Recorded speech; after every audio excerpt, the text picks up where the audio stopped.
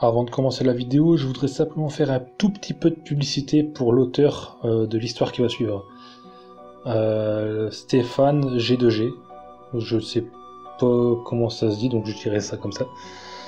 Il tient un blog, chroniqueobscure.blogspot.fr, le lien sera dans la description. Ou bien mes chroniques de l'obscurité, que vous pourrez peut-être trouver sur Google. C'est quelqu'un qui a énormément de talent. Il écrit plein d'histoires du genre de creepypasta. C'est pas que des creepypasta, mais ça y ressemble beaucoup. Comme déjà celle qui va suivre. Il a écrit Aneki aussi, que j'avais déjà fait sur la chaîne. Et plein d'autres. Il y a plein d'histoires qui font flipper. Si vous aimez les creepypasta, si vous aimez vous faire peur, si vous aimez les histoires d'horreur, tout ça, n'hésitez pas à foncer dans le lien dans la description pour aller les lire. Vous pouvez même acheter, je crois, des livres qu'il a écrits sur Amazon en version numérique. Je pense pas qu'il en a fait en papier, je suis pas vraiment sûr.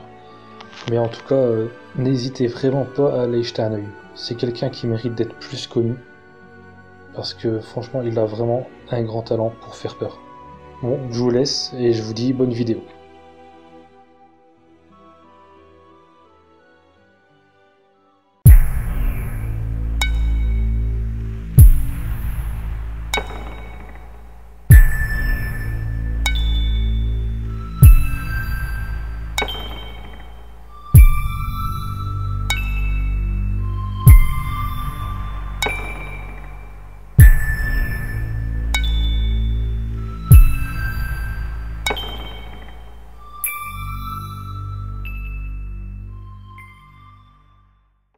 Dès que mon regard a croisé le sien, je l'ai aimé. J'ai eu comme qui dirait le coup de foudre. Mon cœur s'est emballé et je n'avais plus qu'une seule idée, la posséder. Cela n'a pas été facile au début, plutôt éprouvant même, car elle était mariée. Pourtant, dès le premier soir, elle a accepté de coucher avec moi. Ce fut la nuit la plus torride, la plus extraordinaire, la plus merveilleuse que je n'ai jamais connue. J'ai tout de suite su que ce n'était pas de la passion, mais l'amour avec un grand A. Nous étions unis comme les 5 doigts de la main. Nous étions inséparables. Nous restions collés l'un à l'autre des journées entières, à regarder la télé, à écouter de la musique, à manger n'importe quoi, à vivre d'amour et d'eau fraîche. Mais le temps des formalités est arrivé, car pour moi, il était hors de question qu'elle continue à porter le nom de mon meilleur ami. Elle a alors commencé à changer, à devenir distante et froide. J'avais l'amère impression qu'elle ne voulait pas divorcer. J'ai essayé de la convaincre à de très nombreuses reprises, mais il n'y avait rien à faire.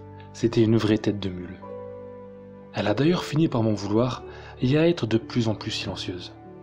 Elle passait son temps à me regarder d'un air méprisant, presque effrayant.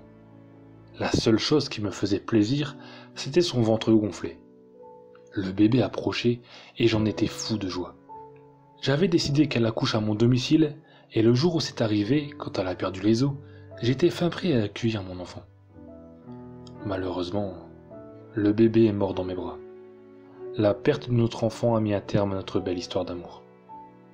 J'ai remis ma femme dans la brouette, puis je l'ai ramenée là où notre regard s'est croisé, pour la première fois, devant sa tombe.